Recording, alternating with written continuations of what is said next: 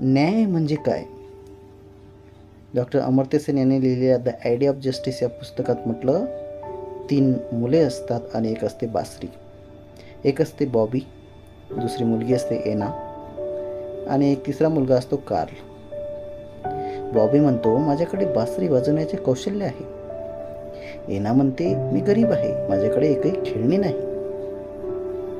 Carl म्हणतो, ही बासरी मी स्वतः बनवली आहे.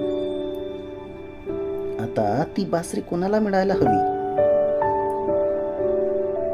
उपयोगिता सिद्धांताचा विचार केल्यास ती बासरी बॉबीला मिळायला हवी, कारण बासरीचा योग्य वापर तोच करू शकतो. आणि समान संधी गरजांवर आधारित न्यायाचा विचार केल्यास ती बासरी एनाला मिळायला हवी. हक्क आणि कष्टावर आधारित न्यायाचा विचार केल्यास ती बासरी कार्लला मिळायला हवी.